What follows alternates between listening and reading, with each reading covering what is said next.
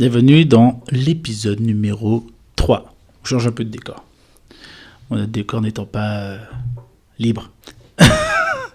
Du coup, voilà, j'ai publié ma troisième chanson qui s'appelle Finalement. Alors, c'est vraiment, je crois, la chanson la plus mélancolique, j'ai envie de dire, parce que je l'ai écrit fin 2024.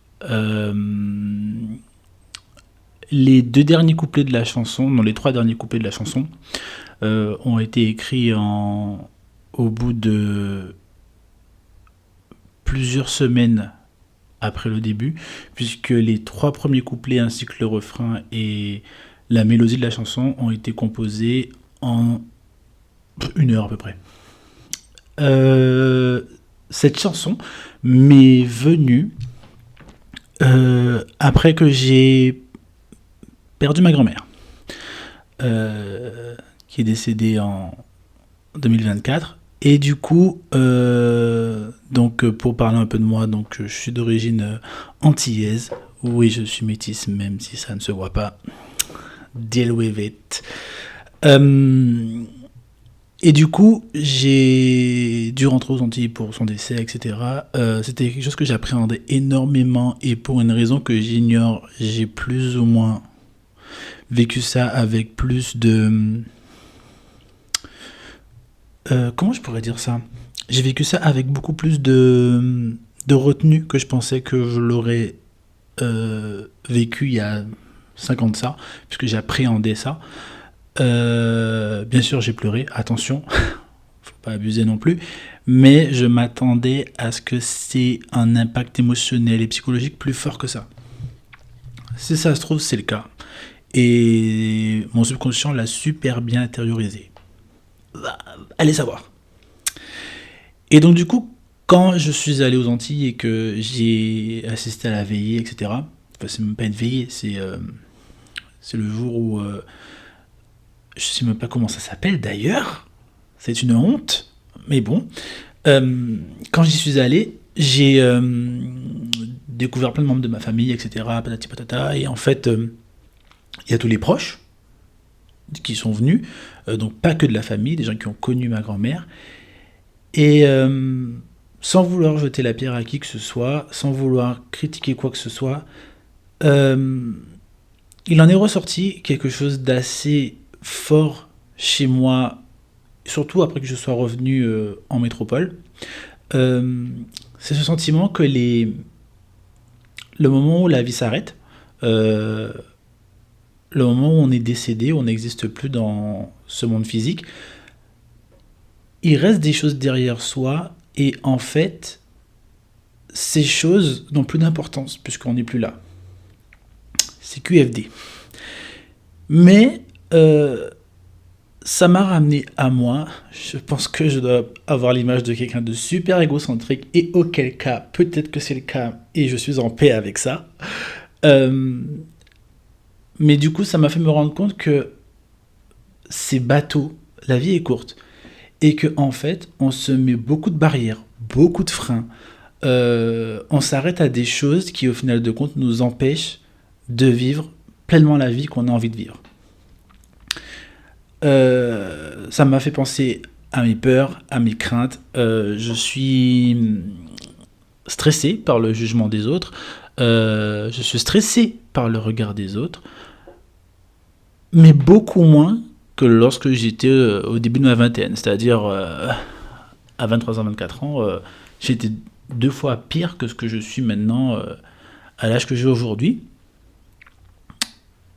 Et je me suis dit, mais en fait, c'est pas important. Tout ça, c'est pas important. Ça n'a aucune importance. Je disais que tout ça n'a pas d'importance, puisque ce qu'il en est resté, c'est que ma grand-mère, elle a vécu sa vie, et elle l'a vécu avec toutes les difficultés qu'elle a rencontrées dans sa vie, bien sûr, mais elle a fait tout ce qu'elle avait à faire parce qu'elle devait le faire, et que, on va pas se mentir, elle était un peu en mode survie, sans rentrer trop dans les détails non plus.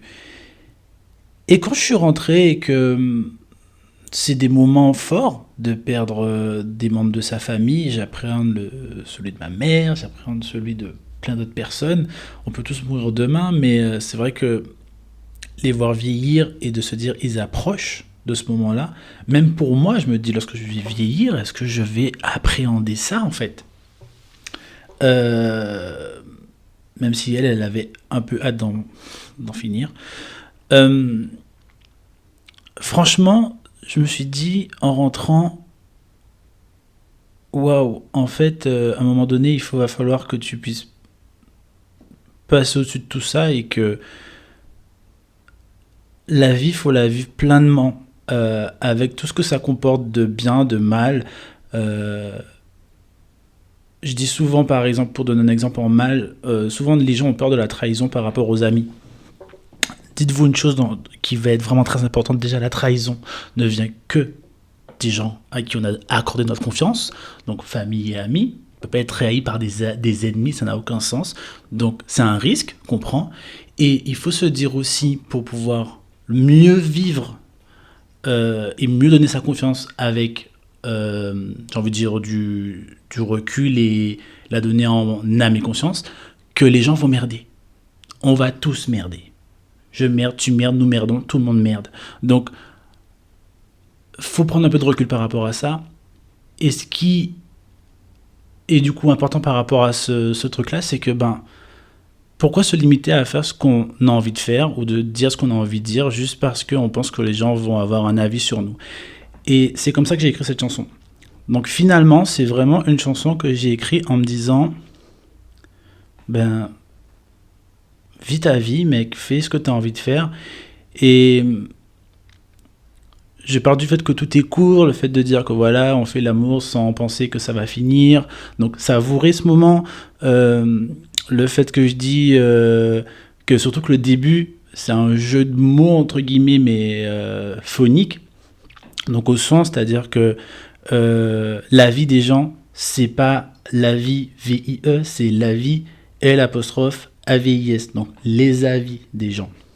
Mais j'ai fait exprès de l'écrire comme ça pour que c'était phonétiquement un double sens. Voilà, c'est vraiment l'origine de la chanson, comment je l'ai pensée. Euh, Peur d'être critiqué, c'est ce que je disais au début. Euh, mais la vie est courte. Cette chanson, ça a été vraiment une chanson qui m'a permis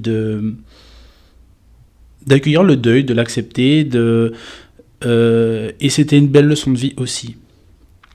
Je suis clairement en 2025 dans un processus de ce que j'appelle ma liberté créatrice. Donc, c'est-à-dire que sur toute forme de support sur laquelle j'ai envie d'exprimer ce que j'ai envie de dire ou ce que je ressens, en musique, en peinture, en dessin, en reels, en story, je le fais.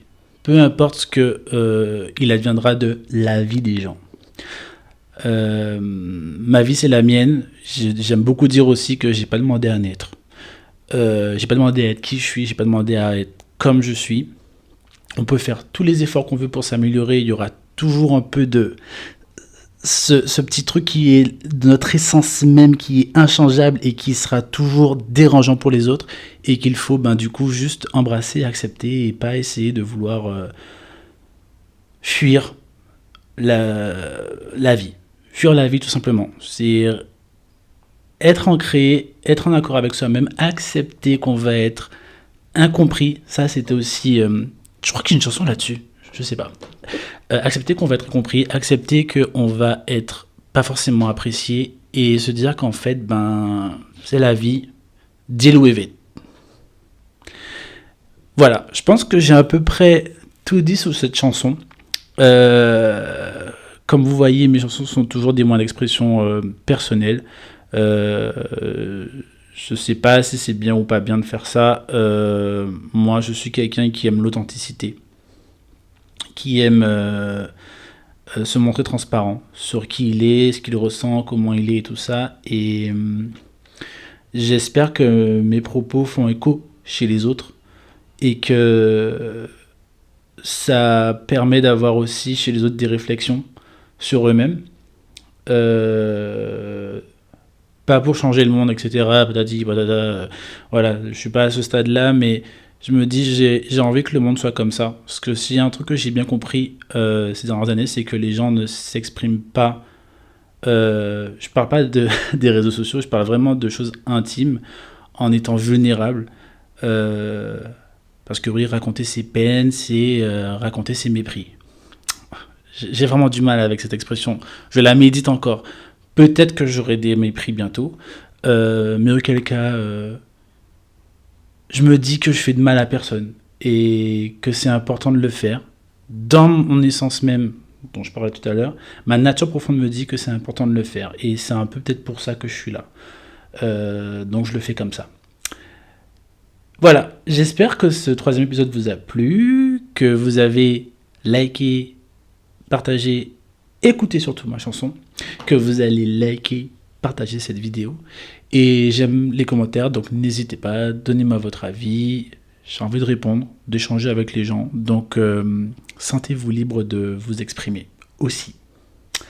Merci et à bientôt.